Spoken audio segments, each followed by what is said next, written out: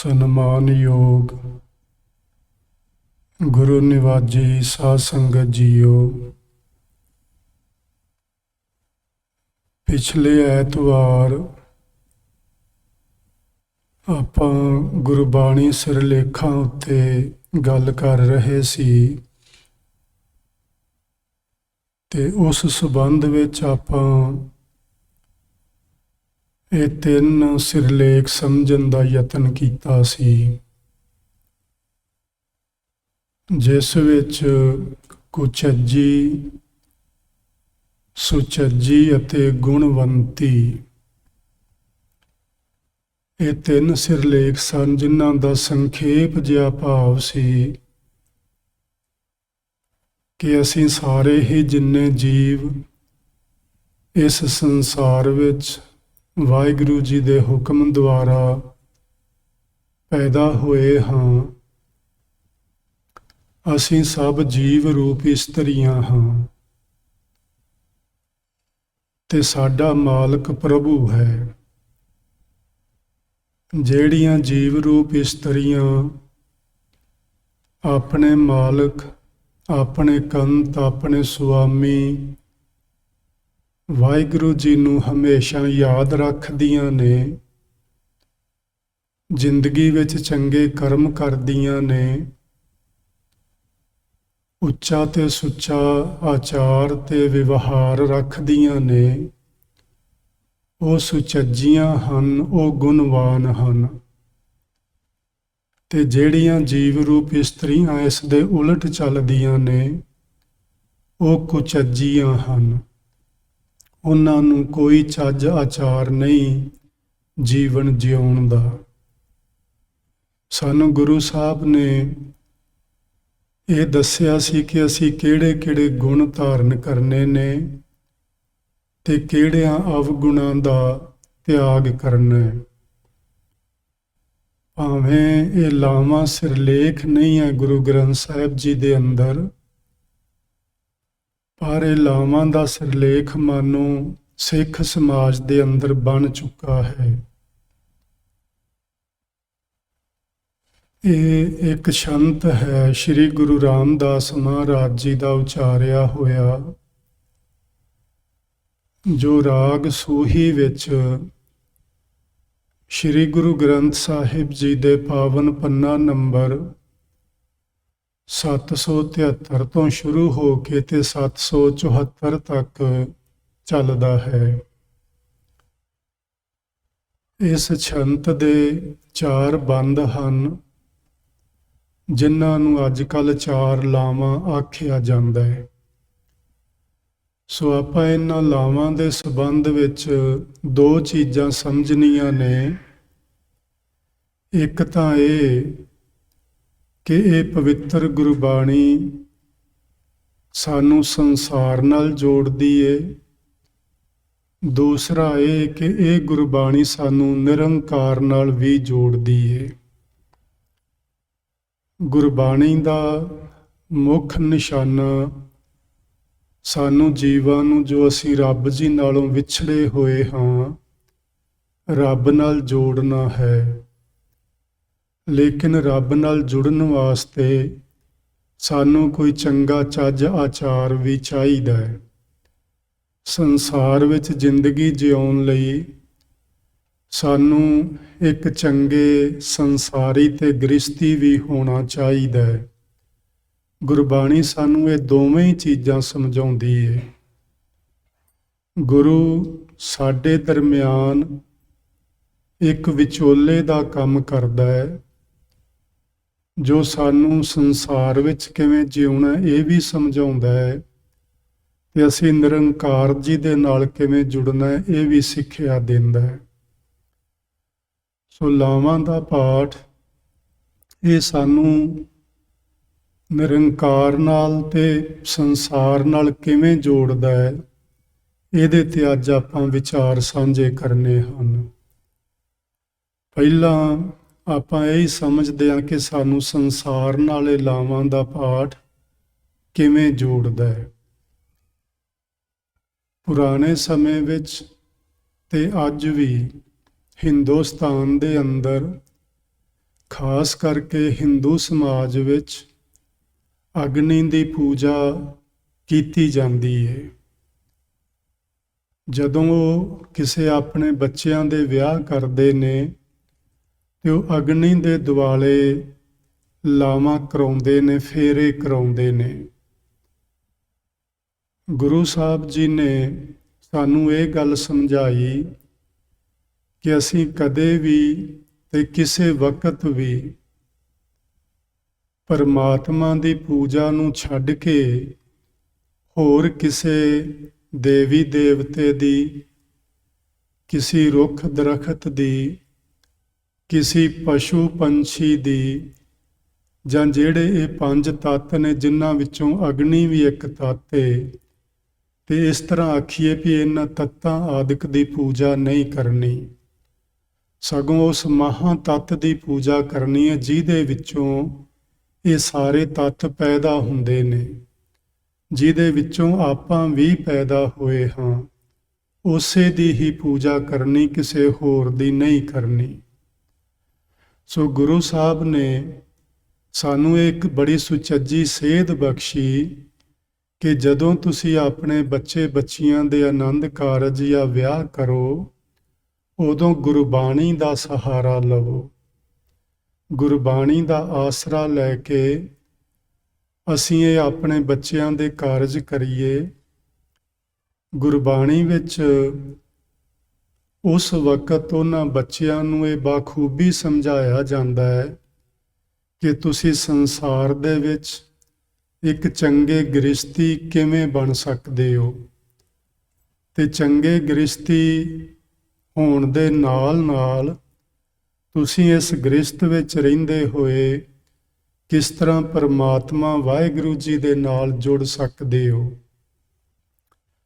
ਪੁਰਾਣੇ ਸਮੇਂ ਵਿੱਚ ਵੈਦਿਕ ਮਤ ਅਨੁਸਾਰ ਉਹਨਾਂ ਨੇ ਸਾਡੀ ਜ਼ਿੰਦਗੀ ਦੇ 4 ਆਸ਼ਰਮ ਮੰਨੇ ਸਨ, ਤੇ ਜਿਹੜਾ ਇੱਕ ਆਸ਼ਰਮ ਉਹਨਾਂ ਵਿੱਚੋਂ ਸੀ ਸੰਨਿਆਸ। ਗ੍ਰਸਤ ਦੇ 25 ਸਾਲ ਬਿਤਾਉਣ ਤੋਂ ਬਾਅਦ ਅਸੀਂ ਸੰਨਿਆਸ ਲੈਣਾ ਹੁੰਦਾ ਸੀ। ਸੰਨਿਆਸ ਜਦੋਂ ਲੈਣਾ ਹੈ ਉਦੋਂ ਜੰਗਲਾਂ ਨੂੰ ਚਲਾ ਜਾਏਗਾ, ਪਹਾੜਾਂ ਨੂੰ ਚਲਾ ਜਾਏਗਾ, ਗ੍ਰਸਤ ਧਰਮ ਨੂੰ ਛੱਡ ਕੇ, ਪਰਿਵਾਰ ਨੂੰ ਛੱਡ ਕੇ ਇਸ ਤਰ੍ਹਾਂ ਉਹ ਪ੍ਰਭੂ ਨਾਲ ਜੁੜਨ ਦਾ ਯਤਨ ਕਰੇਗਾ। ਲੇਕਿਨ ਗੁਰੂ ਜੀ ਸਾਨੂੰ ਸਮਝਾਉਂਦੇ ਨੇ ਕਿ ਤੁਹਾਨੂੰ ਗ੍ਰਸਤ ਜੀਵਨ ਛੱਡ ਕੇ ਕਿਤੇ ਵੀ ਜਾਣ ਦੀ ਜ਼ਰੂਰਤ ਨਹੀਂ, ਨਾ ਸਾਧੂਆਂ ਸੰਨਿਆਸੀਆਂ ਦੇ ਆਸ਼ਰਮਾਂ ਜਾਂ ਡੇਰਿਆਂ ਵਿੱਚ, ਨਾ ਜੰਗਲਾਂ ਤੇ ਪਹਾੜਾਂ ਵਿੱਚ, ਕਿਤੇ ਵੀ ਜਾਣ ਦੀ ਜ਼ਰੂਰਤ ਨਹੀਂ। ਤੁਸੀਂ ਆਪਣੇ ਘਰ ਨੂੰ ਹੀ ਵਨ ਯਾਨੀ ਜੰਗਲ ਬਣਾ ਸਕਦੇ ਹੋ। ਆਪਣੇ ਘਰ ਵਿੱਚ ਹੀ ਅੰਮ੍ਰਿਤ ਵੇਲੇ ਉੱਠ ਕੇ ਬੈਠੋ, ਜਦੋਂ ਸਾਰੇ ਜੀ ਆਰਾਮ ਕਰ ਰਹੇ ਹੁੰਦੇ ਨੇ, ਸੁੱਤੇ ਹੁੰਦੇ ਨੇ, ਤੁਸੀਂ ਉਦੋਂ ਪ੍ਰਭੂ ਦੀ ਭਗਤੀ ਵਿੱਚ ਜੁੜ ਕੇ ਜਿਹੜਾ ਕੰਮ ਉਹਨਾਂ ਨੇ ਜੰਗਲਾਂ ਤੇ ਪਹਾੜਾਂ ਵਿੱਚ ਜਾ ਕੇ ਕਰਨਾ ਸੀ, ਉਹ ਕੰਮ ਤੁਸੀਂ ਅੰਮ੍ਰਿਤ ਵੇਲੇ ਆਪਣੇ ਘਰ ਬੈਠੇ ਹੀ ਕਰ ਸਕਦੇ ਹੋ। ਸੋ ਇਸ ਲਾਵਾਂ ਦੇ ਸੰਬੰਧ ਵਿੱਚ ਸਾਨੂੰ 3 ਚੀਜ਼ਾਂ ਸਮਝਣੀਆਂ ਅਤੀ ਜ਼ਰੂਰੀ ਨੇ, ਜਿਹੜੀਆਂ ਸੰਸਾਰ ਨਾਲ ਸੰਬੰਧਿਤ ਨੇ। ਫਿਰ ਆਪਾਂ ਨਿਰੰਕਾਰ ਨਾਲ ਜਿਹੜੀਆਂ ਸੰਬੰਧਿਤ ਚੀਜ਼ਾਂ ਨੇ ਉਹਨਾਂ ਨੂੰ ਵੀ ਸਮਝਾਂਗੇ। ਪਹਿਲੀ ਗੱਲ ਅਰਦਾਸ ਹੁੰਦੀ ਏ। ਦੂਸਰੀ ਗੱਲ ਅਸੀਂ ਬੱਚੀ ਤੇ ਬੱਚੇ ਨੂੰ ਇੱਕ ਪੱਲਾ ਫੜਾਉਂਦੇ ਹਾਂ। ਤੀਸਰੀ ਗੱਲ ਇਹਨਾਂ ਲਾਵਾਂ ਦਾ ਪਾਠ ਹੁੰਦਾ ਹੈ। ਤੇ ਚੌਥੀ ਗੱਲ ਪਰਿਕਰਮਾ ਹੁੰਦੀਆਂ ਨੇ ਗੁਰੂ ਗ੍ਰੰਥ ਸਾਹਿਬ ਦੀਆਂ। ਜਿਵੇਂ ਉਹ ਅਗਨੀ ਦੇ ਦੁਆਲੇ ਪਰਿਕਰਮਾ ਕਰਦੇ ਸਨ, ਉਸ ਤਰ੍ਹਾਂ ਸਿੱਖੀ ਸਮਾਜ ਦੇ ਅੰਦਰ ਗੁਰੂ ਗ੍ਰੰਥ ਸਾਹਿਬ ਦੇ ਦੁਆਲੇ ਪਰਿਕਰਮਾ ਕੀਤੀਆਂ ਜਾਂਦੀਆਂ ਨੇ। ਇਹਨਾਂ ਦਾ ਮਤਲਬ ਕੀ ਆਪਾਂ ਥੋੜ੍ਹਾ ਜਿਹਾ ਸਮਝਾਂਗੇ। ਅਰਦਾਸ ਜਿਹੜੀ ਹੈ ਪਹਿਲੇ ਨੰਬਰ ਤੇ, ਇਹ ਜਿਹੜੇ ਸ਼ਬਦ ਮੂੰਹੋਂ ਬੋਲਦੇ ਹਾਂ, ਇਹ ਅਰਦਾਸ ਦੇ ਨੇੜੇ ਵੀ ਨਹੀਂ ਟੁੱਕਦੇ, ਬਹੁਤ ਦੂਰ ਰਹਿ ਜਾਂਦੇ ਨੇ। ਅਰਦਾਸ ਸਾਡੀ ਆਤਮਾ ਦੀ ਆਵਾਜ਼ ਹੈ, ਜਿਹੜੀ ਸਾਡੇ ਧੁਰ ਅੰਦਰੋਂ ਹਿਰਦੇ ਤੋਂ ਨਿਕਲਦੀ ਏ।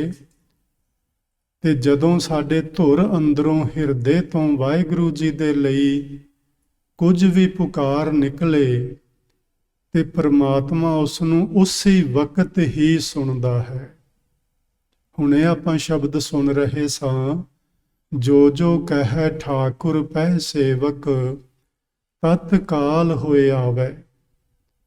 ਜਿਸ ਸੇਵਕ ਦੇ ਧੁਰ ਅੰਦਰੋਂ ਗਹਿਰਾਈਆਂ ਵਿੱਚੋਂ ਹਿਰਦੇ ਵਿੱਚੋਂ ਆਤਮਿਕ ਆਵਾਜ਼ ਨਿਕਲਦੀ ਏ, ਉਸ ਆਵਾਜ਼ ਨੂੰ ਸੁਣਨ ਲਈ ਪ੍ਰਮਾਤਮਾ ਦੇਰੀ ਨਹੀਂ ਲਾਉਂਦਾ, ਇੱਕਦਮ ਸੁਣ ਲੈਂਦਾ ਤੇ ਉਸ ਨੂੰ ਸੁਣ ਕੇ ਜੇ ਉਹ ਮਨਜ਼ੂਰ ਹੋਣ ਦੇ ਲਾਇਕ ਤੇ ਮਨਜ਼ੂਰ ਕਰ ਲੈਂਦਾ। ਸੋ ਪਹਿਲੀ ਗੱਲ ਆਪਾਂ ਅਰਦਾਸ ਵਿੱਚ ਜੁੜਦੇ ਹਾਂ ਕਿ ਇਹ ਜਿਹੜੇ ਬੱਚੇ ਅੱਜ ਆਨੰਦ ਕਾਰਜ ਜਿਨ੍ਹਾਂ ਦਾ ਹੋਣਾ ਹੈ, ਵਾਹਿਗੁਰੂ ਕਰੇ ਉਹ ਆਪਣੇ ਗ੍ਰਸਥ ਜੀਵਨ ਵਿੱਚ ਵੀ ਕਾਮਯਾਬ ਹੋਣ ਤੇ ਗ੍ਰਸਥ ਜੀਵਨ ਵਿੱਚ ਰਹਿੰਦੇ ਹੋਏ ਉਹ ਪ੍ਰਮਾਤਮਾ ਦੇ ਨਾਲ ਵੀ ਇੱਕਮਿਕ ਹੋ ਸਕਣ। ਇਹ ਸਾਡੀ ਅਰਦਾਸ ਹੁੰਦੀ ਹੈ। ਲੇਕਿਨ ਅੱਜ ਤੇ ਅਰਦਾਸ ਨੇ ਆਪਣਾ ਵੱਖਰਾ ਹੀ ਰੂਪ ਧਾਰਨ ਕਰ ਲਿਆ ਹੈ। ਅਰਦਾਸ ਵਿੱਚ ਜ਼ਿਆਦਾਤਰ ਇਹ ਹੀ ਆਖਿਆ ਜਾਂਦਾ ਹੈ ਕਿ ਇਹਨਾਂ ਬੱਚਿਆਂ ਨੂੰ ਕਦੀ ਜ਼ਿੰਦਗੀ ਵਿੱਚ ਦੁੱਖ ਨਾ ਆਵੇ। ਇਹਨਾਂ ਬੱਚਿਆਂ ਦੀ ਉਮਰ 4 ਯੁੱਗ ਲੰਮੀ ਹੋਵੇ। ਇਹੋ ਜਿਹੀਆਂ ਮਨ ਘੜਤ ਕਹਾਣੀਆਂ ਉਸ ਅਰਦਾਸ ਵਿੱਚ ਆਖੀਆਂ ਜਾਂਦੀਆਂ ਨੇ। ਨਾ ਕਿਸੇ ਦੀ 4 ਯੁੱਗ ਲੰਮੀ ਉਮਰ ਹੋਣੀ ਹੈ ਤੇ ਨਾ ਹੀ ਐਸਾ ਹੈ ਕਿ ਕੋਈ ਮਨੁੱਖ ਜੀ ਦੀ ਜ਼ਿੰਦਗੀ 'ਚ ਕਦੀ ਦੁੱਖ ਨਹੀਂ ਆਏਗਾ। ਦੁਨੀਆ ਦਾ ਕੋਈ ਮਨੁੱਖ ਇਹ ਗੱਲ ਨਹੀਂ ਕਹਿ ਸਕਦਾ ਕਿ ਮੇਰੀ ਜ਼ਿੰਦਗੀ 'ਚ ਕਦੀ ਰਾਤ ਨਹੀਂ ਆਏਗੀ, ਸਿਰਫ ਦਿਨ ਹੀ ਦਿਨ ਰਹੇਗਾ 100 ਸਾਲਾਂ ਤੱਕ। ਐਸਾ ਕਦੀ ਨਹੀਂ ਹੋ ਸਕਦਾ। ਇਹ ਇੱਕ ਉਦਾਹਰਨ ਹੈ ਕਿ ਸਾਡੇ ਜੀਵਨ ਵਿੱਚ ਦਿਨ ਵੀ ਚੜ੍ਹਦਾ ਹੈ ਤੇ ਰਾਤ ਵੀ ਪੈਂਦੀ ਹੈ। ਇਸੇ ਤਰ੍ਹਾਂ ਸਾਡੀ ਜ਼ਿੰਦਗੀ ਵਿੱਚ ਸੁੱਖ ਵੀ ਆਉਂਦੇ ਨੇ ਤੇ ਦੁੱਖ ਵੀ ਆਉਂਦੇ ਨੇ। ਸੁੱਖ ਤੇ ਦੁੱਖ ਦੋਨਾਂ ਨੂੰ ਹੀ ਅਸੀਂ ਐਕਸਪੀਰੀਅੰਸ ਵਿੱਚ ਲਿਆਉਣਾ ਹੁੰਦਾ ਹੈ, ਆਪਣੇ ਤਜਰਬੇ ਵਿੱਚ ਲਿਆਉਣਾ ਹੁੰਦਾ ਹੈ। ਜੇ ਇਕੱਲਾ ਸੁੱਖ ਰਵੇ ਤੇ ਸੁੱਖ ਦਾ ਸਾਨੂੰ ਕਦੀ ਅਹਿਸਾਸ ਨਹੀਂ ਹੋ ਪਾਏਗਾ। ਜੇ ਇਕੱਲਾ ਦੁੱਖ ਹੀ ਰਹੇ ਤੇ ਦੁੱਖ ਵਿੱਚ ਸਾਨੂੰ ਪਤਾ ਹੀ ਨਹੀਂ ਲੱਗੇਗਾ ਕਿ ਕੋਈ ਸੁੱਖ ਨਾਂ ਦੀ ਚੀਜ਼ ਵੀ ਹੁੰਦੀ ਹੈ। ਸੋ ਇਹ ਦੋਵੇਂ ਚੀਜ਼ਾਂ ਬੜੀਆਂ ਹੀ ਜ਼ਰੂਰੀ ਨੇ ਤੇ ਆਉਣੀਆਂ ਚਾਹੀਦੀਆਂ ਨੇ। ਜਿੰਨਾ ਚਿਰ ਇਹ 2 ਚੀਜ਼ਾਂ ਸਾਡੀ ਜ਼ਿੰਦਗੀ 'ਚ ਨਹੀਂ ਆਉਂਦੀਆਂ, ਅਸੀਂ ਜ਼ਿੰਦਗੀ ਨੂੰ ਸਹੀ ਢੰਗ ਨਾਲ ਅੱਗੇ ਵਧਾ ਹੀ ਨਹੀਂ ਸਕਦੇ ਹੁੰਦੇ। ਸੋ ਅਰਦਾਸ ਤੇ ਕੇਵਲ ਹੋਣੀ ਚਾਹੀਦੀ ਹੈ ਕਿ ਸਾਨੂੰ ਪਰਮਾਤਮਾ ਚੇਤੇ ਆਵੇ, ਅਸੀਂ ਆਪਣੇ ਜੀਵਨ ਵਿੱਚ ਇੱਕ ਸੁਚੱਜੇ ਇਨਸਾਨ ਬਣ ਕੇ ਜੀਵਨ ਜੀਵੀਏ। ਬਸ ਆਹ 1-2 ਬਚਨ ਹੁੰਦੇ ਨੇ ਜੀ ਜਿਹੜੇ ਅਰਦਾਸ ਵਿੱਚ ਕਰਨੇ ਚਾਹੀਦੇ ਨੇ ਤੇ ਕਰਨੇ ਜ਼ਰੂਰੀ ਹੁੰਦੇ ਨੇ, ਜਿਨ੍ਹਾਂ ਨੂੰ ਸ਼ਾਇਦ ਪਰਮਾਤਮਾ ਵੀ ਸੁਣੇਗਾ ਤੇ ਮਨਜ਼ੂਰ ਵੀ ਕਰੇਗਾ। ਜਦੋਂ ਅਸੀਂ ਮਨ ਘੜਤ ਕਹਾਣੀਆਂ ਰੱਬ ਨੂੰ ਸੁਣਾਵਾਂਗੇ ਤੇ ਉਹ ਸਾਡੇ ਤੇ ਹੱਸ ਛੱਡੇਗਾ, ਹੋਰ ਕੁਝ ਨਹੀਂ ਕਰੇਗਾ। ਦੂਜੀ ਗੱਲ, ਪੱਲਾ ਫੜਾਇਆ ਜਾਂਦਾ ਹੈ ਬੱਚੀ ਨੂੰ ਤੇ ਬੱਚੇ ਨੂੰ। ਅਸੀਂ ਪਹਿਲਾਂ ਇਹ ਸੁਣਦੇ ਆਏ ਹਾਂ ਕਿ ਲੜਕੀ ਨੂੰ ਇਸ ਲੜਕੇ ਦੇ ਲੜ ਲਗਾਇਆ ਜਾਂਦਾ ਹੈ, ਇਹਦੇ ਪੱਲੇ ਲਾਇਆ ਜਾਂਦਾ ਹੈ। ਪਰ ਜੇ ਤੁਸੀਂ ਥੋੜ੍ਹਾ ਜਿਹਾ ਧਿਆਨ ਨਾਲ ਵੇਖੋ ਤੇ ਉਸ ਪੱਲੇ ਦਾ ਇੱਕ ਸਿਰਾ ਲੜਕੇ ਨੇ ਫੜਿਆ ਹੁੰਦਾ ਹੈ ਤੇ ਦੂਜਾ ਪਾਸਾ ਲੜਕੀ ਨੇ ਫੜਿਆ ਹੁੰਦਾ ਹੈ।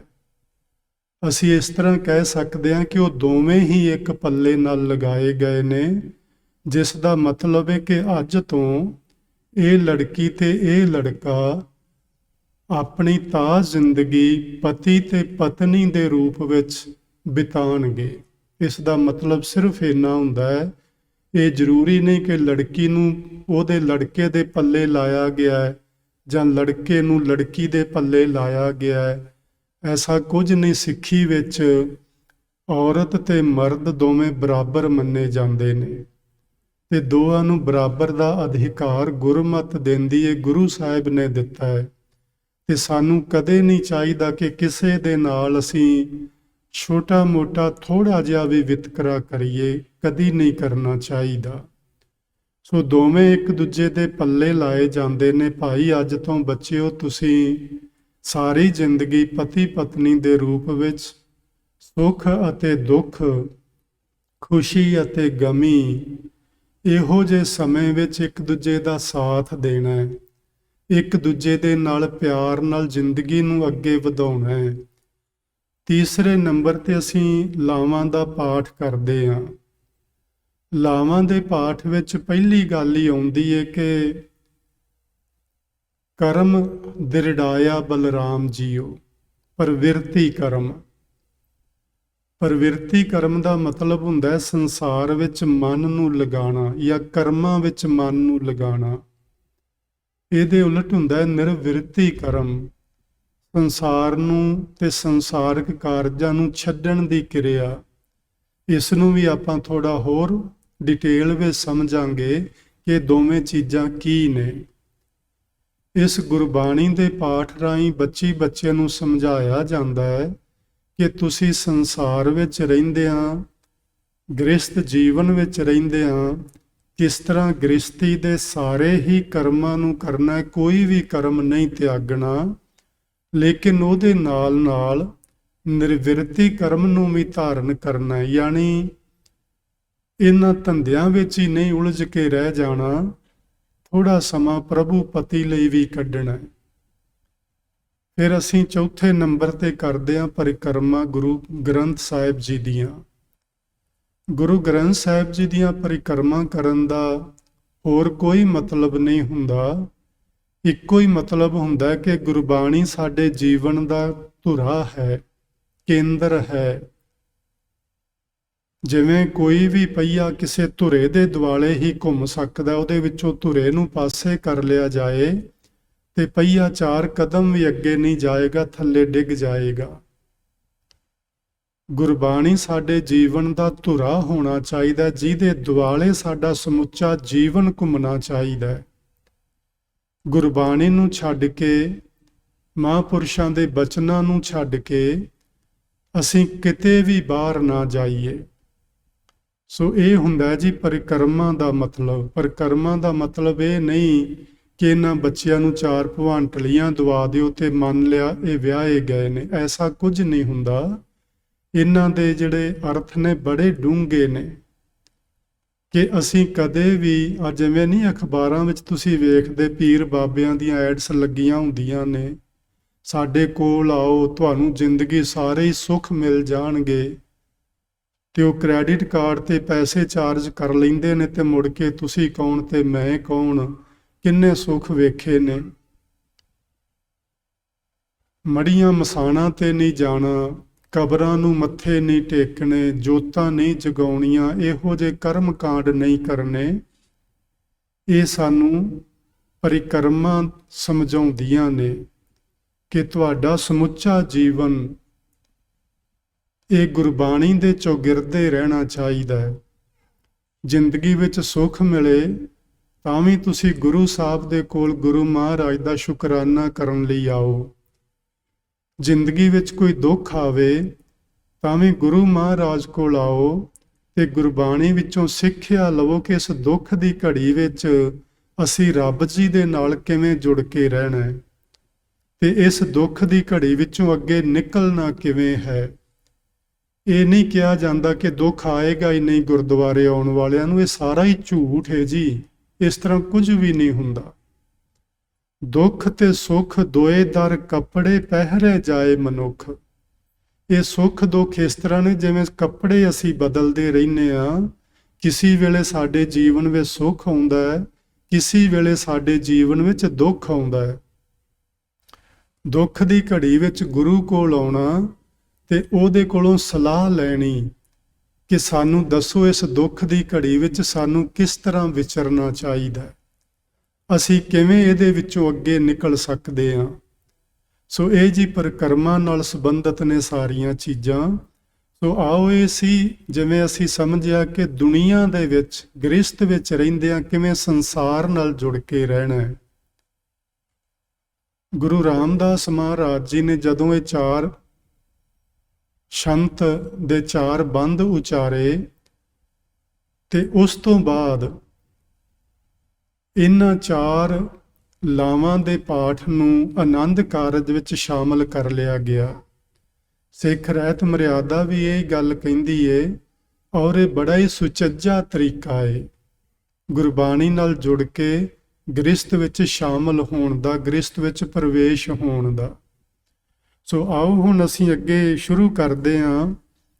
ਗੁਰੂ ਸਾਹਿਬ ਜੀ ਨੇ ਪਹਿਲੀ ਲਾਮ ਵਿੱਚ ਸਾਨੂੰ ਕੀ ਉਪਦੇਸ਼ ਦਿੱਤਾ ਹੈ? ਦੋਵੇਂ ਤਰ੍ਹਾਂ ਨਾਲ ਸੰਸਾਰ ਵਿੱਚ ਤੇ ਨਿਰੰਕਾਰ, ਸੰਸਾਰ ਵਿੱਚ ਕਿਵੇਂ ਰਹਿਣਾ ਤੇ ਨਿਰੰਕਾਰ ਦੇ ਨਾਲ ਕਿਵੇਂ ਜੁੜਨਾ ਹੈ। ਗੁਰੂ ਸਾਹਿਬ ਨੇ ਪਹਿਲੀ ਲਾਮ ਦੀ ਪਹਿਲੀ ਪੰਕਤੀ ਵਿੱਚ ਆਖਿਆ, ਹਰ ਪਹਿਲੜੀ ਲਾਮ।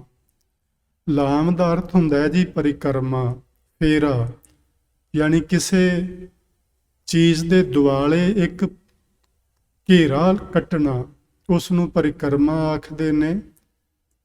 ਅੱਗ ਦੇ ਦੁਆਲੇ ਫੇਰਾ ਕਰਨਾ ਜਾਂ ਗੁਰੂ ਗ੍ਰੰਥ ਸਾਹਿਬ ਦੇ ਦੁਆਲੇ ਘੁੰਮ ਕੇ ਇੱਕ ਲਾਮ ਨੂੰ ਪੂਰਿਆਂ ਕਰਨਾ, ਇਸ ਨੂੰ ਲਾਮ ਆਖਦੇ ਨੇ। ਪਹਿਲੀ ਲਾਮ ਕੀ ਹੈ ਸਾਡੇ ਜੀਵਨ ਦੀ? ਪ੍ਰਵਿਰਤੀ ਕਰਮ ਦਿਰੜਾਇਆ ਬਲਰਾਮ ਜੀਓ। ਬਲਰਾਮ ਜੀਓ ਦਾ ਮਤਲਬ ਇੱਥੇ ਇੰਨਾ ਹੀ ਹੈ ਕਿ ਹੇ ਪ੍ਰਮਾਤਮਾ, ਹੇ ਵਾਹਿਗੁਰੂ ਜੀ, ਹੇ ਰਾਮ ਜੀ, ਮੈਂ ਤੇਰੇ ਤੋਂ ਸਦਕੇ ਹਾਂ। ਬਲ ਦਾ ਮਤਲਬ ਹੁੰਦਾ ਜਿਵੇਂ ਬਲਿਹਾਰ ਜਾਣਾ। ਮੈਂ ਤੇਰੇ ਤੋਂ ਸਦਕੇ ਜਾਂਦਾ ਹਾਂ, ਤੂੰ ਮੇਰੇ ਉੱਤੇ ਕਿਰਪਾ ਕਰਕੇ ਮੈਨੂੰ ਪ੍ਰਵਿਰਤੀ ਕਰਮ ਸਮਝਾਏ ਨੇ। ਪ੍ਰਵਿਰਤੀ ਕਰਮਾਂ ਦੇ ਨਾਲ ਸੰਸਾਰ ਵਿੱਚ ਜੁੜਨਾ ਹੈ ਤੇ ਨਿਰਵਿਰਤੀ ਦੇ ਨਾਲ ਸੰਸਾਰ ਵਿੱਚ ਰਹਿੰਦਿਆਂ ਨਿਰੰਕਾਰ ਨਾਲ ਜੁੜਨਾ ਹੈ। ਮਨ ਨੂੰ ਕਾਰ ਵਿਹਾਰ ਵਿੱਚ ਲਗਾਉਣ ਦੀ ਕਿਰਿਆ ਨੂੰ ਪ੍ਰਵਿਰਤੀ ਕਰਮ ਆਖਦੇ ਨੇ। ਮਨ ਨੂੰ ਕਾਰ ਵਿਹਾਰ ਦੀ ਕਿਰਿਆ ਤੋਂ ਉਪਰਾਮ ਕਰਕੇ ਨਿਰੰਕਾਰ ਨਾਲ ਜੋੜਨ ਦੀ ਕਿਰਿਆ ਨੂੰ ਨਿਰਵਿਰਤੀ ਕਰਮ ਆਖਦੇ ਨੇ।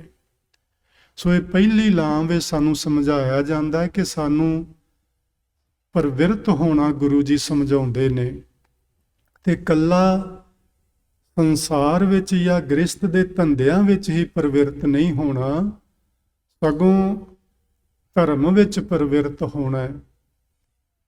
ਸਾਨੂੰ ਗੁਰਬਾਣੀ ਵਿੱਚ ਇਹ ਗੱਲ ਸਮਝਾਈ ਗਈ, ਸਗਲ ਵਿਧੀ ਜੁਰ ਆਹਰ ਕਰਿਆ।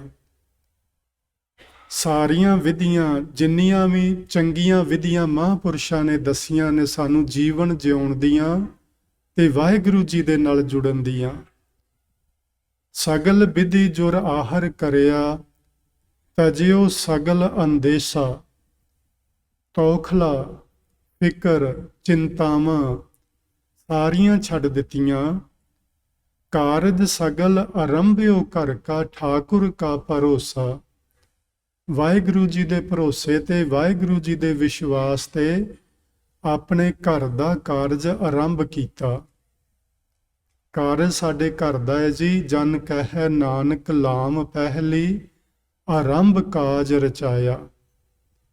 ਆਰੰਭ ਹੈ ਜਦੋਂ ਕੋਈ ਮਨੁੱਖ ਪ੍ਰਭੂ ਦੀ ਬੰਦਗੀ ਦੇ ਰਸਤੇ ਤੇ ਪਹਿਲਾ ਕਦਮ ਰੱਖਦਾ, ਉਸ ਨੂੰ ਆਰੰਭਤਾ ਆਖਿਆ ਜਾਂਦਾ ਹੈ। ਵੈਸੇ ਅਸੀਂ ਇਸ ਨੂੰ ਕੇਵਲ ਇਸੇ ਗੱਲ ਨਾਲ ਜੋੜ ਲਿਆ ਕਿ ਜਦੋਂ ਕੋਈ ਮਨੁੱਖ ਗ੍ਰਸਥ ਵਿੱਚ ਪ੍ਰਵੇਸ਼ ਕਰਦਾ ਤੇ ਉਹਦੇ ਘਰ ਦਾ ਕੰਮ ਆਰੰਭ ਹੋ ਗਿਆ। ਬਿਲਕੁਲ ਐਸਾ ਨਹੀਂ।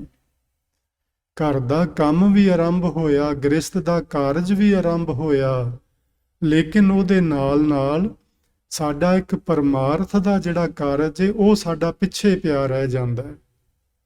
ਪਹਿਲੀ ਲਾਮ ਵਿੱਚ ਪ੍ਰਵਿਰਤੀ ਕਰਮ ਜਿਹੜਾ ਧਰਮ ਵਿੱਚ ਦਾਖਲ ਹੋਣ ਦੇ ਲਈ ਸਾਡਾ ਜਿਹੜਾ ਇਹ ਕਾਰਜ ਹੈ ਇਹ ਆਰੰਭ ਹੋ ਜਾਂਦਾ ਹੈ। ਸੋ ਕਾਰਜ ਆਰੰਭ ਤੋਂ ਮਤਲਬ ਆਪਾਂ ਪਹਿਲਾਂ ਸਮਝਿਆ ਸੀ ਕਿ ਪ੍ਰਮਾਤਮਾ ਦੇ ਨਾਮ ਦਾ ਆਪਣੀ ਰਸਨਾ ਦੇ ਨਾਲ ਜਪ ਕਰਨਾ, ਇੱਥੋਂ ਪਰਮਾਰਥ ਦੀ ਆਰੰਭਤਾ ਹੁੰਦੀ ਹੈ।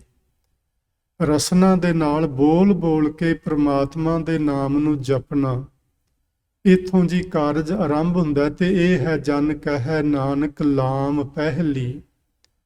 ਸਾਡੀ ਜ਼ਿੰਦਗੀ ਦੀ, ਯਾਨੀ ਇਸ ਤਰ੍ਹਾਂ ਅਸੀਂ ਆਖ ਸਕਦੇ ਹਾਂ ਕਿ ਜਿਹੜੀਆਂ ਚਾਰ ਲਾਵਾਂ ਨੇ ਇਹ ਚਾਰ ਸਟੇਜਿਸ ਹਨ ਪਰਮਾਰਥ ਦੀਆਂ।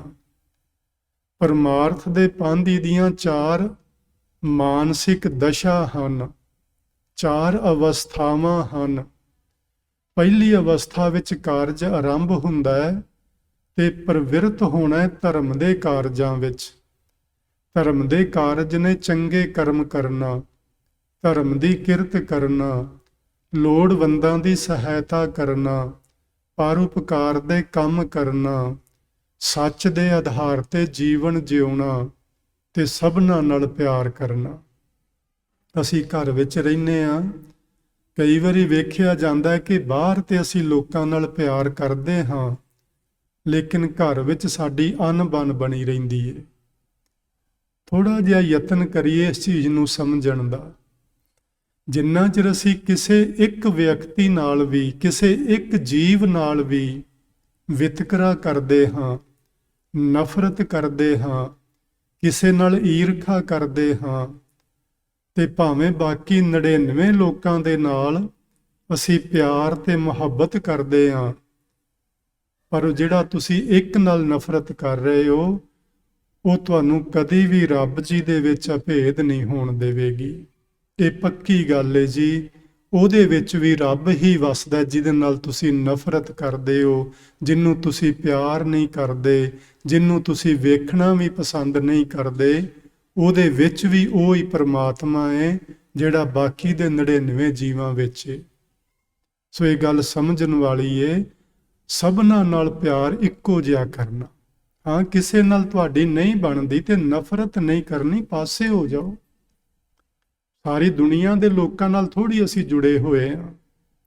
ਚਾਂਦੀ ਤੇ ਲੋਕ ਹੁੰਦੇ ਨੇ ਸਾਡੀ ਜ਼ਿੰਦਗੀ ਵਿੱਚ, ਜਿਹੜੀ ਸਾਡੀ ਛੋਟੀ ਜੀ ਇੱਕ ਦੁਨੀਆ ਹੁੰਦੀ ਏ, ਉਸ ਦੁਨੀਆ ਵਿੱਚ ਬੜੇ ਥੋੜੇ ਜਿਹੇ ਲੋਕ ਹੁੰਦੇ ਨੇ। ਕੋਈ 8 ਅਰਬ ਲੋਕ ਥੋੜੀ ਆ ਜਾਂਦੇ ਨੇ ਉਹਦੇ ਵਿੱਚ। ਜਿੰਨੇ ਕੁ ਥੋੜੇ ਜਿਹੇ ਹਨ, ਉਹਨਾਂ ਦੇ ਨਾਲ ਸਭਨਾਂ ਨਾਲ ਪਿਆਰ ਕਰਨਾ। ਜੇ ਕਿਸੇ ਨਾਲ ਨਾ ਬਣ ਆਵੇ ਤੇ ਉਹਨੂੰ ਹੱਥ ਜੋੜ ਕੇ ਉਸ ਤੋਂ ਪਰੇ ਹੋ ਜਾਣਾ, ਲੇਕਿਨ ਨਫ਼ਰਤ ਨਹੀਂ ਕਰਨੀ, ਈਰਖਾ ਨਹੀਂ ਕਰਨੀ, ਸਾੜਾ ਨਹੀਂ ਕਰਨਾ, ਉਹਦਾ ਕੋਈ ਨੁਕਸਾਨ ਨਹੀਂ ਕਰਨਾ, ਉਹਦੀ ਕਿਸੇ ਦੇ ਕੋਲ ਜਾ ਕੇ ਨਿੰਦਿਆ ਨਹੀਂ ਕਰਨੀ। ਇਹ ਗੱਲਾਂ ਸਮਝਣ ਵਾਲੀਆਂ ਨੇ। ਸਭਨਾਂ ਨਾਲ ਪਿਆਰ ਕਰਨਾ, ਇਥੋਂ ਅਧਿਆਤਮਿਕਤਾ ਦਾ ਪਹਿਲਾ ਕਦਮ ਪੁੱਟਿਆ ਜਾਂਦਾ ਹੈ ਜੀ। ਇਸ ਤੋਂ ਪਹਿਲਾਂ ਅਸੀਂ ਅਧਿਆਤਮਿਕਤਾ ਦੇ ਰਸਤੇ ਤੇ ਚੱਲ ਹੀ ਨਹੀਂ ਪਾਉਂਦੇ। ਸੋ ਇਹ ਸੀ ਪਹਿਲੀ ਲਾਮ ਜੋ ਗੁਰੂ ਰਾਮਦਾਸ ਮਹਾਰਾਜ ਜੀ ਨੇ ਸਾਨੂੰ ਇਹਦੇ ਵਿੱਚ ਬਚਨ ਸਮਝਾਏ। ਦੂਜੀ ਲਾਮ ਵਿੱਚ ਕੀ ਆਖਦੇ ਨੇ? ਜਦੋਂ ਮਨੁੱਖ ਪਰਮਾਰਥ ਦੇ ਪੰਧ ਤੇ ਤੁਰਨਾ ਸ਼ੁਰੂ ਕਰ ਦਿੰਦਾ ਹੈ ਤੇ ਪਰਮਾਤਮਾ ਅਕਾਲ ਪੁਰਖ ਵਾਹਿਗੁਰੂ ਉਹਦੇ ਤੇ ਦਇਆਵਾਨ ਹੁੰਦਾ ਹੈ। ਜਦੋਂ ਉਹ ਦਇਆਵਾਨ ਹੁੰਦਾ ਜੀ, ਸਭ ਤੋਂ ਪਹਿਲਾਂ ਰੱਬ ਜਿਹੜੀ ਸਾਡੇ ਉੱਤੇ ਕਿਰਪਾ ਕਰਦਾ ਹੈ ਨਾ, ਉਹ ਹੁੰਦੀ ਉਹ ਗੁਰੂ ਮਿਲਾਉਂਦਾ ਸਾਨੂੰ, ਜਿਸ ਦੇ ਵੀ ਕੋਈ ਯੋਗ ਹੈ। ਇਹਦਾ ਮਤਲਬ ਇਹ ਨਹੀਂ ਕਿ ਦੁਨੀਆ ਦੇ ਬਾਕੀ ਗੁਰੂ ਕਿਤੇ ਘਟੀਆ ਨੇ ਤੇ ਸਾਡਾ ਗੁਰੂ ਕਿਤੇ ਵਧੀਆ ਹੈ। ਇਹ ਸਾਡੀ ਸੋਚ ਹੀ ਗਲਤ ਹੈ। ਕਬੀਰ ਸਾਹਿਬ ਜੀ ਨੇ ਬੜਾ ਸਪਸ਼ਟ ਕੀਤਾ ਹੈ ਬਚਨ, ਕਬੀਰ ਪੂੰਗਰਾ ਰਾਮ ਅੱਲਾਹ ਕਾ ਸਭ ਗੁਰ ਪੀਰ ਹਮਾਰੇ। ਜਿੰਨੇ ਵੀ ਦੁਨੀਆ ਵਿੱਚ ਮਹਾਂਪੁਰਸ਼ ਨੇ, ਜਿੰਨੇ ਵੀ ਗੁਰੂ ਨੇ, ਜਿੰਨੇ ਵੀ ਪੀਰ ਨੇ, ਉਹ ਸਾਰੇ ਹੀ ਸਾਡੇ ਨੇ, ਕੋਈ ਵੀ ਬੇਗਾਨਾ ਨਹੀਂ। ਤੇ ਆਪਣੇ ਆਪਣੇ ਵਕਤ ਵਿੱਚ ਸਾਰੇ ਹੀ ਚੰਗੇ ਸਨ। ਕੋਈ ਵੀ ਘਟੀਆ ਤੇ ਮਾੜਾ ਨਹੀਂ ਤੇ ਕੋਈ ਵੀ ਬਹੁਤ ਵਧੀਆ ਨਹੀਂ। ਸਮੇਂ ਦੀ ਤਬਦੀਲੀ ਹੁੰਦੀ ਹੈ। ਜਿਵੇਂ ਜਿਵੇਂ ਸਮਾਂ ਤਬਦੀਲ ਹੁੰਦਾ ਹੈ, ਮਹਾਂਪੁਰਸ਼ਾਂ ਦੇ ਬਚਨ ਵੀ ਤਬਦੀਲ ਹੁੰਦੇ ਨੇ, ਸਾਇੰਸ ਦਾ ਖੇਤਰ ਤਬਦੀਲ ਹੁੰਦਾ ਹੈ, ਸਾਡੇ ਜੀਵਨ ਦਾ ਚਾਲ ਚੱਲਣ ਵਿਹਾਰ ਉਹ ਵੀ ਤਬਦੀਲ ਹੁੰਦਾ ਹੈ। ਤਬਦੀਲੀ ਤੇ ਜੀ ਹਰ ਸੈਕਿੰਡ ਆ ਰਹੀ ਹੈ ਸਾਡੇ ਜੀਵਨ ਵਿੱਚ। ਅਸੀਂ ਉਸ ਤਬਦੀਲੀ ਨੂੰ ਅੱਖੋਂ ਪਰੋਖੇ ਕਰਦੇ ਹਾਂ ਤੇ ਜਦੋਂ ਅਸੀਂ ਉਸ ਤਬਦੀਲੀ ਨੂੰ ਆਪਣੇ ਜੀਵਨ ਵਿੱਚ ਅੰਦਰ ਨਹੀਂ ਉਤਰਨ ਦਿੰਦੇ, ਉਦੋਂ ਅਸੀਂ ਦੁਖੀ ਹੁੰਦੇ ਹਾਂ। ਸਾਨੂੰ ਚਾਹੀਦਾ ਜਿਹੜੀ ਤਬਦੀਲੀ ਸੰਸਾਰ ਵਿੱਚ ਆਉਂਦੀ ਏ, ਉਸ ਤਬਦੀਲੀ ਨੂੰ ਪ੍ਰਵਾਨ ਕਰੀਏ ਆਪਣੇ ਜੀਵਨ ਵਿੱਚ। ਜੇ ਅਸੀਂ ਉਸ ਤਬਦੀਲੀ ਨੂੰ ਪ੍ਰਵਾਨ ਕਰਦੇ ਹਾਂ ਤੇ ਸੁਖੀ ਸਾਂਦੀ ਅਸੀਂ ਅੱਗੇ ਵੱਧ ਜਾਂਦੇ ਹਾਂ। ਜੇ ਅਸੀਂ ਉਸ ਤਬਦੀਲੀ ਨੂੰ ਪ੍ਰਵਾਨ ਨਹੀਂ ਕਰਦੇ, ਅਸੀਂ ਬਹੁਤ ਦੁਖੀ ਹੁੰਦੇ ਹਾਂ। ਸੋ ਪਹਿਲਾ ਬਚਨ ਹੈ ਜੀ, ਜਦੋਂ ਕੋਈ ਮਨੁੱਖ ਪਰਮਾਰਥ ਦੇ ਰਾਹ ਤੇ ਤੁਰਦਾ ਹੈ, ਰੱਬ ਜੀ ਉਹਦੇ ਤੇ ਖੁਸ਼ ਹੁੰਦੇ ਨੇ ਤੇ ਖੁਸ਼ ਹੋ ਕੇ ਉਸ ਨੂੰ ਸਤਿਗੁਰੂ ਮਿਲਾਉਂਦੇ ਨੇ। ਹਰ ਦੂਜੜੀ ਲਾਮ ਸਤਿਗੁਰ ਪੁਰਖ ਮਿਲਾਇਆ ਬਲਰਾਮ ਜੀਓ। हे ਵਾਹਿਗੁਰੂ, ਮੈਂ ਤੇਰੇ ਤੋਂ ਸਦਕੇ ਜਾਵਾਂ। ਜਦੋਂ ਹੀ ਮੈਂ ਪਰਮਾਰਥ ਦੇ ਪੰਧ ਤੇ ਇੱਕ ਪਹਿਲਾ ਕਦਮ ਰੱਖਿਆ, ਤੁਸੀਂ ਮੇਰੇ ਤੇ ਕਿਰਪਾ ਕੀਤੀ, ਮੈਨੂੰ ਸਤਿਗੁਰ ਪੁਰਖ ਮਿਲਾ ਦਿੱਤਾ।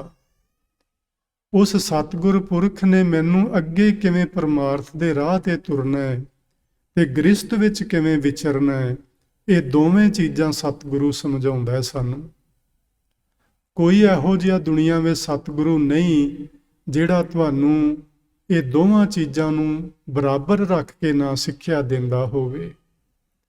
ਜਿਹੜਾ ਦੋਵਾਂ ਚੀਜ਼ਾਂ ਨੂੰ ਬਰਾਬਰ ਰੱਖ ਕੇ ਸਿੱਖਿਆ ਨਾ ਦਿੰਦਾ ਹੋਵੇ, ਉਹਨੂੰ ਅਜੇ ਗੁਰੂ ਬਣਨ ਦਾ ਹੱਕ ਨਹੀਂ। ਉਹ ਅਜੇ ਯਤਨ ਕਰੇ, ਹੋਰ ਮਿਹਨਤ ਕਰੇ, ਹੋਰ ਪ੍ਰਭੂ ਦੀ ਬੰਦਗੀ ਕਰੇ, ਹੋਰ ਮਹਾਂਪੁਰਸ਼ਾਂ ਦੇ ਬਚਨ ਪੜ੍ਹੇ, ਤਾਂ ਕਿ ਉਹ ਗੁਰੂ ਬਣਨ ਦੇ ਯੋਗ ਹੋ ਸਕੇ ਤੇ ਆਪਣੇ ਅਨੁਆਈਆਂ ਨੂੰ ਉਹ ਠੀਕ ਸੇਧ ਦੇ ਸਕੇ ਕਿ ਗ੍ਰਸਤ ਵਿੱਚ ਰਹਿੰਦਿਆਂ ਅਸੀਂ ਰੱਬ ਜੀ ਦੇ ਨਾਲ ਕਿਵੇਂ ਜੁੜਨਾ। ਸੋ ਇਹ ਬੜਾ ਜ਼ਰੂਰੀ ਕਰਮ ਹੈ ਜੀ। ਸਤਿਗੁਰੂ ਵਾਹਿਗੁਰੂ ਜੀ ਸਾਨੂੰ ਮਿਲਾਉਂਦੇ ਨੇ। ਜਦੋਂ ਸਤਿਗੁਰੂ ਮਿਲਦੇ ਨੇ, ਸਤਿਗੁਰੂ ਸਾਨੂੰ ਗਿਆਨ ਦਿੰਦੇ ਨੇ, ਇਸ ਰਾਹ ਤੇ ਇਸ ਤਰ੍ਹਾਂ ਤੁਰਿਆ ਜਾਂਦਾ ਹੈ। ਤੇ ਤੁਰਦਿਆਂ ਤੁਰਦਿਆਂ ਫਿਰ ਅਗਲੀ ਇੱਕ ਨਿਸ਼ਾਨੀ ਹੈ ਜੀ ਇਸ ਮਾਰਗ ਤੇ ਚੱਲਣ ਵਾਲਿਆਂ ਵਾਸਤੇ, ਜਿਹੜੇ ਵੀ ਤੁਹਾਡੇ ਚੋਂ ਚੱਲਦੇ ਨੇ। ਤੁਸੀਂ ਉਹ ਨਿਸ਼ਾਨੀ ਆਪਣੇ ਉੱਤੇ ਵੇਖ ਸਕਦੇ ਹੋ ਕਿ ਉਹ ਘਟਦੀ ਹੈ ਕਿ ਨਹੀਂ। ਜੇ ਘਟਦੀ ਏ ਤੇ ਤੁਸੀਂ ਸਮਝਣਾ ਕਿ ਅਸੀਂ ਪਰਮਾਰਥ ਦੇ ਰਾਹ ਤੇ ਅੱਗੇ ਤੁਰਦੇ ਆਂ ਪਏ। ਜੇ ਉਹ ਨਿਸ਼ਾਨੀ ਨਹੀਂ ਘਟਦੀ ਤੇ ਸਮਝਣਾ ਅਸੀਂ ਕਿਤੇ ਅਜੇ ਰੁਕੇ ਹੋਏ ਆ। ਨਿਸ਼ਾਨੀ ਕੀ ਏ? ਜਨ ਨਾਨਕ ਦੂਜੀ ਲਾਮ ਚਲਾਈ, ਅਨਹਦ ਸ਼ਬਦ ਵਜਾਏ। ਇਹ ਜੀ ਪਰਮਾਰਥ ਦੇ ਰਸਤੇ ਦੀ ਪਹਿਲੀ ਨਿਸ਼ਾਨੀ ਹੈ ਕਿ ਤੁਹਾਡੇ ਅੰਦਰੋਂ ਅਨਹਦ ਸ਼ਬਦ ਸੁਣਨੇ ਪ੍ਰਾਰੰਭ ਹੋ ਜਾਂਦੇ ਨੇ। ਇਹ ਪਹਿਲੀ ਨਿਸ਼ਾਨੀ ਹੈ। ਇਹ ਤੁਸੀਂ ਸਭਨਾਂ ਨੇ ਆਪਣੇ ਆਪਣੇ ਤੇ ਲਗਾ ਕੇ ਦੇਖ ਲੈਣਾ। ਜੇ ਤੇ ਸੁਣਦੇ ਨੇ ਅਨਹਦ ਸ਼ਬਦ ਤੇ ਸਮਝਣਾ ਤੁਸੀਂ ਪਰਮਾਰਥ ਦੇ ਰਸਤੇ ਤੇ ਅੱਗੇ ਵੱਧ ਰਹੇ ਹੋ। ਜੇ ਨਹੀਂ ਸੁਣ ਰਹੇ ਤੇ ਫਿਰ ਅਸੀਂ ਕੋਹਲੂ ਦੇ ਬੈਲ ਦੀ ਤਰ੍ਹਾਂ, ਜਿਵੇਂ ਕੋਹਲੂ ਦਾ ਬੈਲ ਸਾਰਾ ਦਿਨ ਚੱਕਰ ਕੱਟਦਾ ਰਹਿੰਦਾ ਕੋਹਲੂ ਦੇ ਦਿਵਾਲੇ, ਤੇ ਸ਼ਾਮ ਨੂੰ ਜਦੋਂ ਉਹਦਾ ਮਾਲਕ ਉਹਦਾ ਅੱਖਾਂ ਤੋਂ ਖੋਪੇ ਉਤਾਰਦਾ ਹੈ, ਜਿੱਥੋਂ ਚੱਲਿਆ ਹੁੰਦਾ ਉੱਥੇ ਹੀ ਖਲੋਤਾ ਹੁੰਦਾ।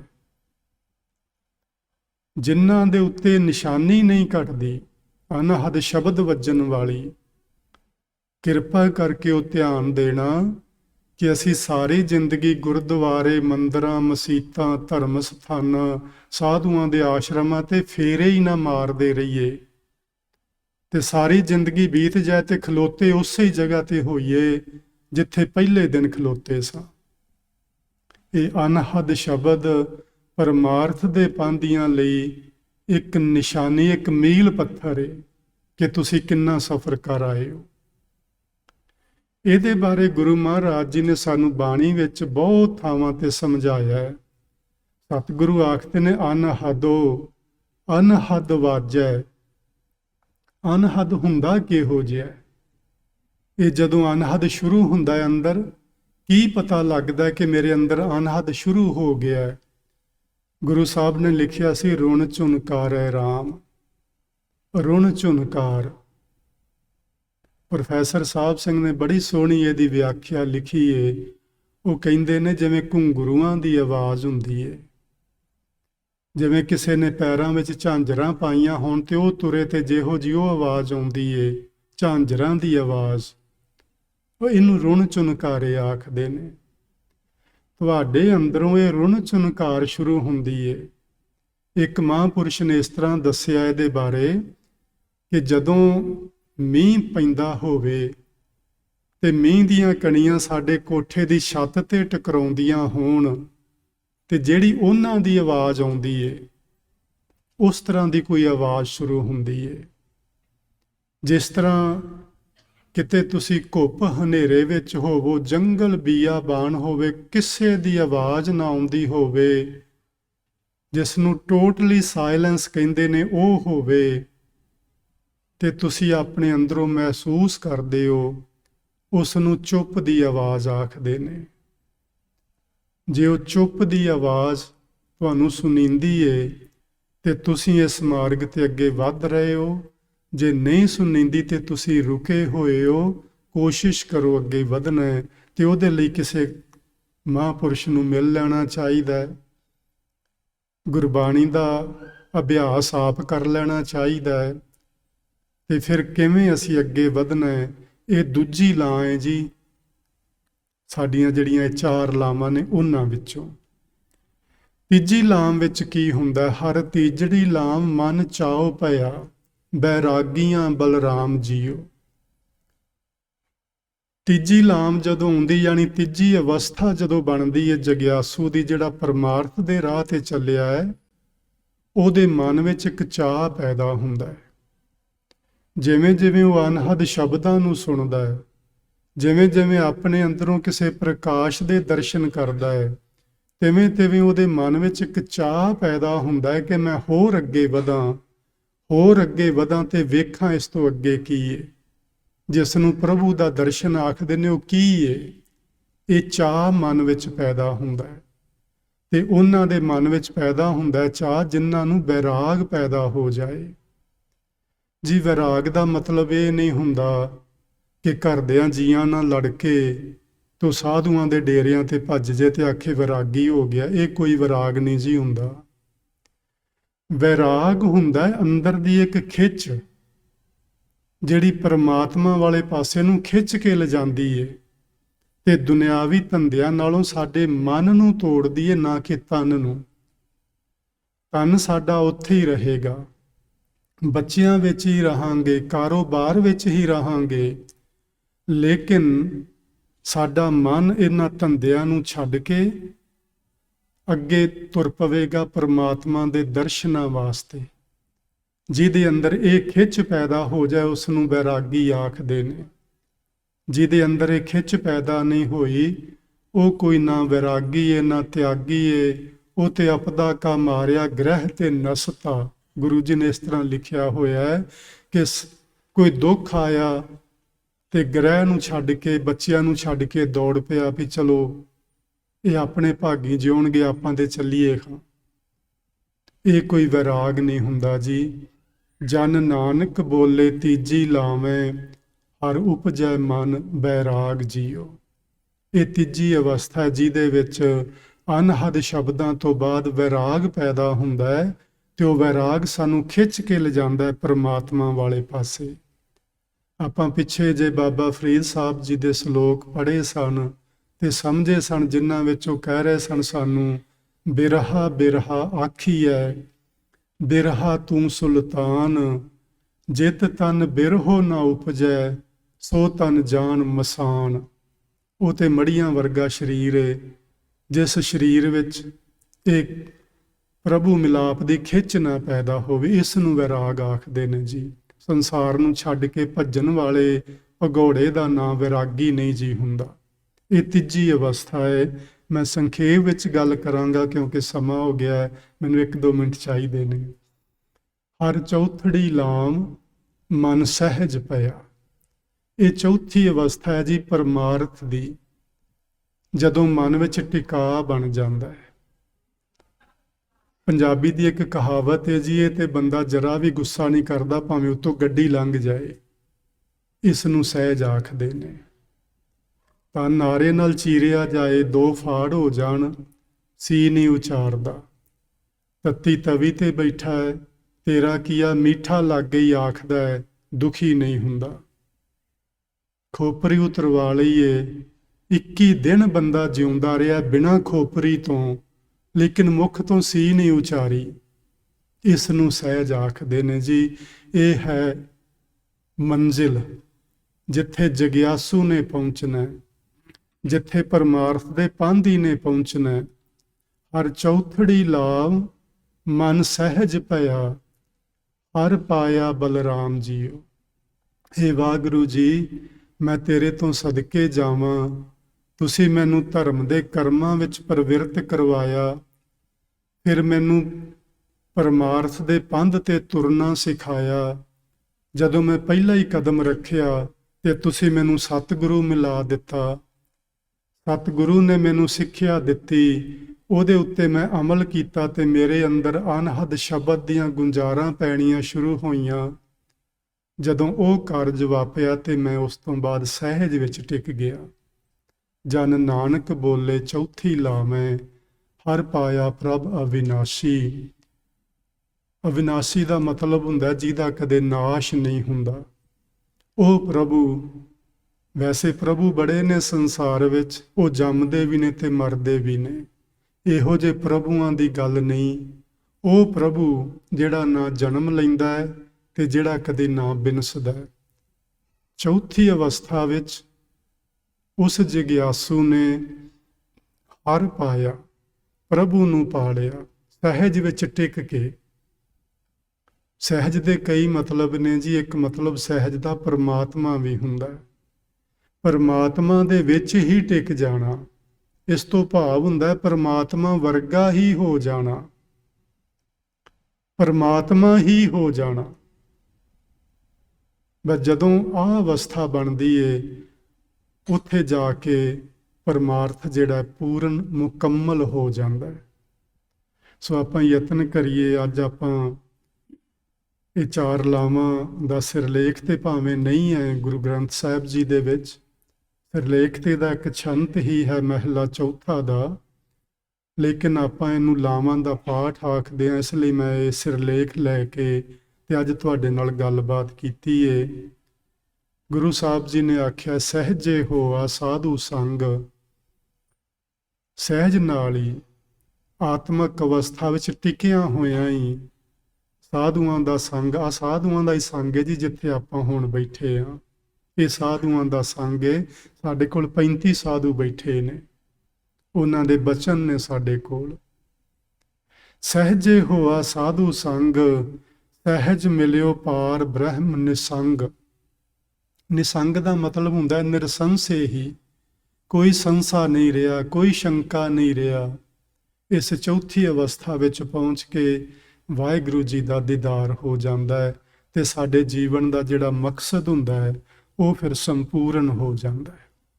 ਸੋ ਅੱਜ ਆਪਾਂ ਇੰਨੇ ਕੁ ਬਚਨ ਤੁਹਾਡੇ ਨਾਲ ਸਾਂਝੇ ਕੀਤੇ ਨੇ ਜੀ। ਇਹਨਾਂ ਨੂੰ ਪ੍ਰਵਾਨ ਕਰਨਾ। ਜਿਹੜੀਆਂ ਭੁੱਲਾਂ ਗਲਤੀਆਂ ਮੇਰੀਆਂ ਹੋਣ ਉਹਨਾਂ ਨੂੰ ਤੁਸੀਂ ਜ਼ਰੂਰ ਖਿਮਾ ਕਰ ਦੇਣਾ। ਗੁਰੂ ਮਹਾਰਾਜ ਦੇ ਬਚਨਾਂ ਨੂੰ ਹਿਰਦੇ ਵਿੱਚ ਥਾਂ ਦੇਣਾ।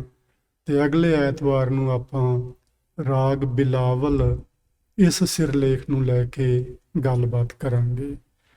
ਪਿਆਰ ਨਾਲ ਆਖੋ ਜੀ, ਵਾਹਿਗੁਰੂ ਜੀ ਕਾ ਖਾਲਸਾ, ਵਾਹਿਗੁਰੂ ਜੀ ਕੀ ਫਤਿਹ।